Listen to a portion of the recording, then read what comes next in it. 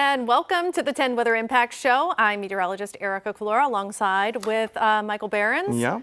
And we are one day away from the start of meteorological spring. It really snuck up quick, didn't it? Yeah, I mean, it's flying by, but I think everybody is probably happy that they're saying goodbye to January, February, kind of the wintry scene. But I don't think winter's over just yet. Yeah, I would be hesitant to say that much for sure. But today, at least, kind of mild outside, but windy too, so we have that weather impact alert going on. Yes, that's right. So let's get right to it. We are looking at a wind advisory through 7 o'clock this evening for those areas shaded in that tan color. So basically Franklin County, north and west, and that's where we have the potential to see wind gusts topping 45 miles per hour, potentially up to 50 miles per hour. So that is why we have that weather impact alert day this afternoon.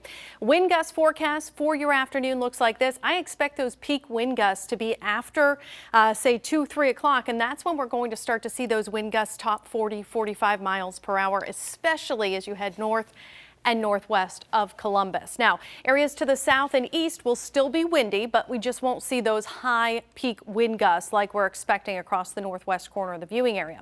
As we head through the evening, there's 7 o'clock. You could still see wind gusts topping 25, 30, 35 miles per hour, but we do see less of a wind as we head into tonight. Now, it doesn't shut off all the way. We'll still be quite breezy at times for the beginning of our weekend, and with much colder air moving in, it's going to feel a lot colder. So here's today's forecast. We're looking at temperatures to get into those lower 50s by early afternoon. By 6, we're in those mid 50s, and we are going to be quite breezy, if not windy, throughout the entire afternoon and evening. By 10 o'clock tonight, we are still very mild. We are in the 50s and 40s all the way through midnight tonight. And after that cold front passes us, that's when those temperatures will come crashing. So by tomorrow morning, we're looking at lows in those upper 20s. It is going to be mostly cloudy getting into tonight. Winds will change from the southwest direction to the northwest direction around 10 to 15 miles per hour.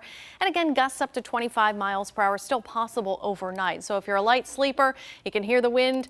You'll probably be able to hear a couple of those wind gusts overnight. But we will see temperatures stay pretty quiet and cold. Now, areas that you could see some clearing, and that will probably be later tonight around 11 o'clock. This is around 8 o'clock, so you'll still be able to see Mars and Jupiter.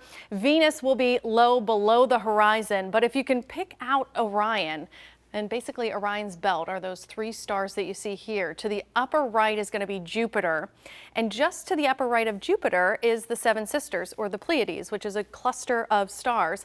And then to the left of Jupiter is going to be Mars, which is kind of that orangish yellowish star, but it is a planet. So you'll be able to see Mars and Jupiter, and then that's going to be, if we do see any clearing take place late tonight, I'm thinking it's going to be closer to 10 or 11 o'clock tonight. As we head into the weekend, we'll see clearing skies, especially for the back half of our weekend. So Sunday is when you'll be able to have some clearer skies and be able to see the crescent moon and a few other planets. So this is what it will look like after sunset. So sunset's around 6:30. So look before 7 o'clock, because you will see these 2 planets, Mercury and Saturn, very low in the sky. So Saturn you'll be able to pick out. Venus will be pretty much just above that, and then the crescent moon just to the upper left of Venus, and then as you head over to the left of the moon will be Jupiter and Mars. You can't see Uranus, you can't see Mercury, but you will, or Neptune, excuse me, with the naked eye, but you will be able to see Mars and Jupiter as well as Saturn, and you'll be able to see Venus as well. So that would be for Sunday. Tomorrow's forecast, though, is going to be much colder than today. We take the 50s from our afternoon and we bring you down to the upper 20s into tomorrow morning. We are looking at the threat for some scattered flurries, maybe a few snow showers here or there, and that's going to be with us through the morning into the afternoon, and we barely make it into those lower 30s for Saturday afternoon. Now, we don't get rid of the wind completely either. We're going to have sustained winds around maybe 12 to 18 miles per hour, and these wind gusts will still be topping 20 miles per hour at times. So here's noon, where we're seeing wind gusts around 22 miles per hour, and it kind of stays around there throughout Saturday afternoon into the early evening hours, with those winds out of the northerly direction. So with colder temperatures, with still a little bit of a breeze, you're definitely going to have a wind chill factor for Saturday, and Sunday gets even colder. So here's what it's going to feel like come Saturday morning. By 8 o'clock, you're looking at wind chills in those teens. Some of us may even see some single-digit wind chills by Saturday morning if you're headed out early around 7, 8 o'clock. We're still going to be a little bit breezy at times throughout the day on Saturday afternoon. So by 5, even though we're topping out barely to 30, we are going to see wind chills are in those teens once again. So it'll feel more like 15 Saturday afternoon in Columbus. It'll feel more like 15 in Lancaster and 14 in Newark. So through Sunday, we lose the breeze just a bit, but it's going to turn colder. So we're looking at temperatures in the teens for Sunday morning. When you factor in just a little bit of a wind, you're definitely going to have single-digit wind chills, especially Columbus, north and west. Will be a little bit better to the south and east, but still you're looking at single-digit to lower teen wind chills into Sunday morning. And then Sunday afternoon, we top out around 35, but it's probably going to feel at least 8 to 10 degrees colder because of a bit of a breeze. So much colder for the weekend. Enjoy the 50s, even though it's going to be quite windy this afternoon. Your hour-by-hour forecast through this evening looks like this. We're looking at an increase to cloud cover after dinner time tonight. Cold front comes through here between 8 and 11, and that's going to spark a few sprinkles across our far northern counties in our viewing area, but majority of us stay dry. As we head into Saturday morning, that's when we're going to kick into a little bit of moisture. Much colder air is in place, and here you can see a little bit of white showing up. So some flurries, even a few scattered snow showers will be possible with that colder air moving in for the first half of our weekend. And then we dry things out as we head into Sunday. But temperatures still stay pretty chilly. February so far, we've seen a good amount of rain, over almost an inch above normal. So we've picked up over 3 inches of rain. We've only seen a little over 2 inches of snow through the month of February. Normal is just above 7, so we're about 5 inches below in terms of snow. And then our high temperatures, we're right about average. And as we look into the spring outlook, well, we're looking at near normal precip. And above normal precip as you head to the south and east and areas across the south and west. So fast forward to Tuesday. We are looking at some spring-like weather, some wet weather moving in for the middle of our work week, and even the threat for thunderstorms, some of which could be a little on the potent side. So here's what happens on Tuesday. We could see rain as early as Tuesday morning. It looks like it really starts to ramp up into the afternoon and evening hours. So this is about 10 o'clock Tuesday night. You could see widespread rain, some storms back through the Mississippi River Valley, and that's going to continue to move east and northeast, bringing us a lot of rain with it Tuesday night into Wednesday morning. Wednesday, we'll still see some wet weather at times, and as this system kind of wraps around and heads east, we'll have some colder air into Thursday that could promote some snow or at least some flurry action. So winter isn't over just yet. Your weekend forecast, though, definitely going to feel much colder than your Friday afternoon. Temperatures will be around 32 Saturday with the chance for a couple of flurries or snow showers. And then Sunday, we're looking at temperatures to fall back into the teens. Remember, I showed you single-digit wind chill values for some of us Sunday morning. So make sure you bundle up if you're headed out to church or anything Sunday morning. And then by the afternoon, we're looking at temperatures around 35 degrees. Things do start to warm up as we head into the work week. We're talking temperatures back to normal by Monday afternoon in those mid-40s, and then we're into the mid-50s for Tuesday. Wet weather moving in, as I showed you Tuesday, especially evening, overnight, Wednesday. That's when we'll have to watch for the threat for some severe weather, and then temperatures kind of dip back down below average into the late part of our work week. Yeah, so I mean, kind of up and down forecast across the board here, but you know, this weekend, like you were saying, we are going to get back into some of those colder temperatures. So yeah, we're not quite sticking with the 50s just yet. No, spring isn't fully here just yet. It's getting closer every day, though. Right. You know, and while many of us kind of want it to stay warm by this time of the year, of course, you can't beat it. I know the NHL, they're not minding the weekend cool down. Yeah, you're right. Yeah, not at all.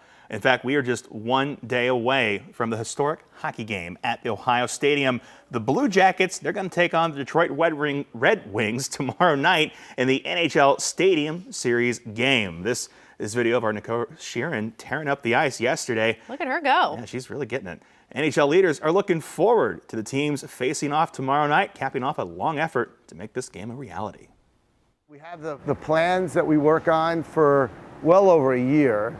And then when you see them come to life, it's really satisfying. And later today, the Blue Jackets will move their famous cannon from Nationwide Arena to provide fans with that authentic experience. Puck drop tomorrow at 6 o'clock at night. And when it comes to that game, a question many of you have had is how are they keeping that ice rink frozen when temperatures are so warm outside? This was yesterday, 51-degree high out there. That's not conducive for ice. So what are they doing to make this a reality? Well, to keep those slap shots heading toward the goal and not sinking into a puddle, you gotta keep that ice frozen. What they do to do this is they actually have a series of pipes that run underneath the ice. Those pipes carry a chilled coolant, which helps to keep things nice and frosty. Air temperature in the 50s, that ice has no problem staying at a chilly 32 degrees. And that's good news out there for those hockey players for sure. And of course, for a list of everything you need to know before you head out to the shoe this weekend, text the word hockey to the number on your screen, 614-460-3345, and we'll send a list straight to your phone.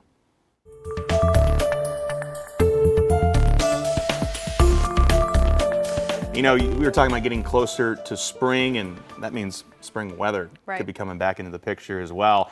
And while we are expecting those winds this afternoon, a year ago, well, we were staring at a line of storms that would kick off a year that set a record number of tornadoes here in Ohio.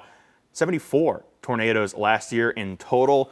And on this day last year, the National Weather Service confirmed an EF1 tornado that hit Hilliard just before 5:30 in the morning. The max wind speed with that storm clocked in at 110 miles per hour. And this anniversary is coming on the heels of a big cut to the National Weather Service and its parent organization, NOAA. Hundreds of workers at the National Weather Service lost their jobs this week. Many employees at the NWS who have been there for less than a year were let go on Thursday. There are about 375 workers that had that status of being there for less than a year, but it's not known how many were impacted. Some people in critical positions like disaster forecasting were reportedly spared, but it was all part of larger cuts again to its parent organization, the National Oceanic and Atmospheric Administration. About 800 workers there were terminated, with more layoffs possible today. As with other federal firings, the letters employees received made it sound like they were being fired for cause. It said they were being let go because their performance was not adequate. Meteorologists across the country, including right here at 10 TV, rely heavily on NWS data to create their local forecast. And really, it's not a stretch to say that the entire weather industry relies on that base that we get from the Weather Service to do what we do. And I just feel for those dedicated guys that lost their job, guys and gals out there. I mean, it's just like gut-wrenching just to think about. So we definitely feel for you guys and are thinking about you. But that's something to think about. I mean, they're making cuts to these jobs that are crucial to keep you and I safe. So I'm a little hesitant of what the future holds with these cuts, because we do need people who are going to look for severe weather, hurricane season, tornadoes. I mean, you name it. I mean, even flooding. I mean, any type of severe weather.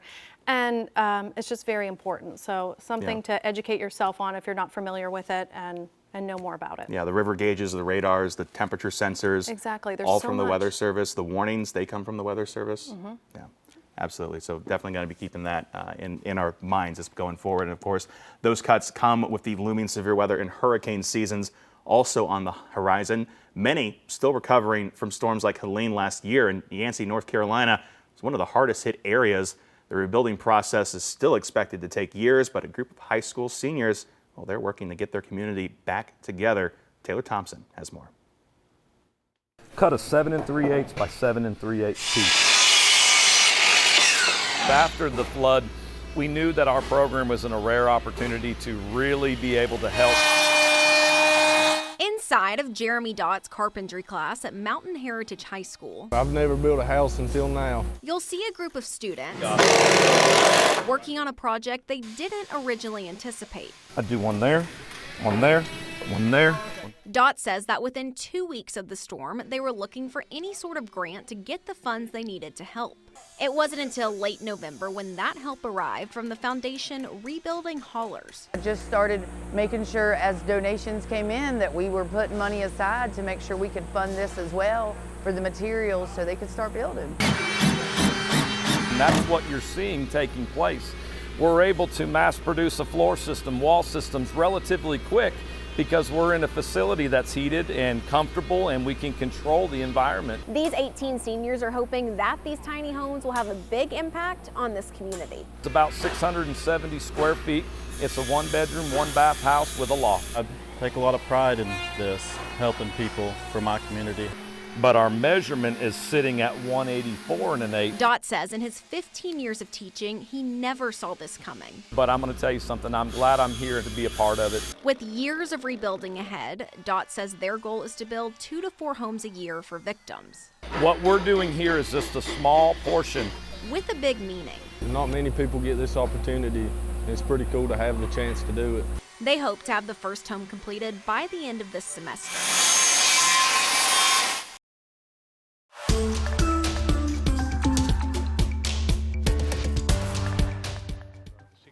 And turning now to space, the unpiloted Progress 91 spacecraft launched on a Soyuz rocket from the Baikonur Cosmodrome in Kazakhstan on Thursday evening.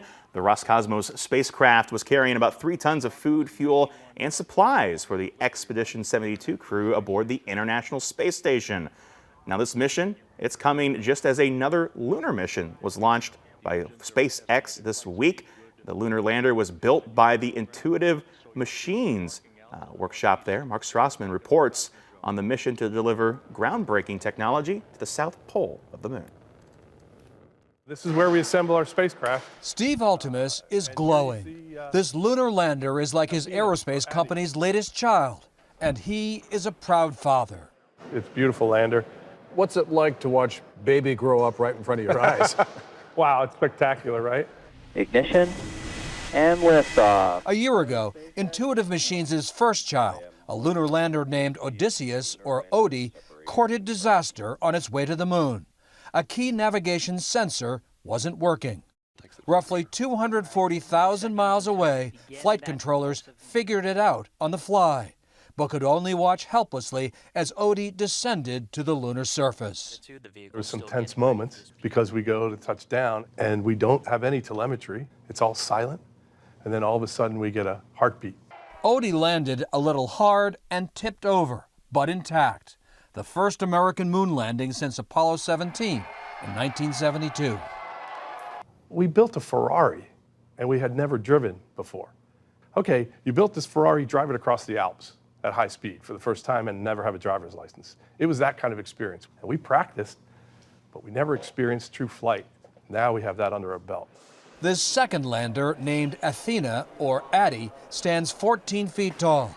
Its mission is much more ambitious. Landing about a week after it launches, Addie will carry payloads for NASA and other customers, including a small rover. On it, Nokia cellular technology. We're testing cellular communications technology for the first time on the moon. Also aboard, a rocket-powered drone. It can hop along the surface into the moon's permanently shadowed craters. It's coming together. And we watched as technicians attached one of the final payloads, a NASA-built drill. Near the moon's south pole, engineers hope it will prospect for water ice, a critical resource for future deep space exploration. The first one we showed it could be possible. Well, here we go with the second one. If we stick that landing, it's repeatable. That's very important. Important for his company's future in this new frontier. Mark Strassman in Houston. And finally today, let's check out some new video into us here at 10 TV. Speaking of the moon, video released Monday shows several stunning close-ups of the moon's surface captured by Firefly Aerospace's Blue Ghost spacecraft. This is one of 2 lunar landers for deliveries on NASA, or for NASA, of science and technology to different locations on the moon. Part of NASA's CLPS program, Commercial Lunar Payload Services, a cost-effective and efficient way to deliver NASA hardware to the moon by working with American companies. Austin, Texas-based Firefly Aerospace's Blue Ghost Mission 1 launched on January 15th and is set to descend to its final destination, located in the northeast region of the moon, this weekend, Sunday, March 2nd. That is some cool video there. Yeah, look at the detail too. That almost, that footage. Yeah, it almost doesn't look real. I know. Looking That's at that. so cool. I mean, beautiful. That's awesome. Yeah. And finally today, it turned out to be pure fun for a Scottish Highland calf seeing his first snow in Nashville, Tennessee. This was earlier in the month. The zoo says the calf named Hamish arrived from a farm in Georgia in January. The zoo said Hamish was reared by a bottle due to his mother called another calf having a disease that kind of made low milk production. But, you know, he looks healthy and looks like he's having a great time. We got a couple bottle feeders on our farm as well, so I know all about that. Usually they're running around when the weather's nice, but this one enjoys the snow, I guess. Who doesn't like to go play out in the snow? Always a good time out there. You're right. Yeah, and you know, well, this is the end of the 10 Weather Impact Show, but we got more coverage coming up later today. So we'll be back tonight at 6 o'clock. Chief Meteorologist Jerry Martz, he's got the latest on the wind and your weekend forecast. Have a great afternoon.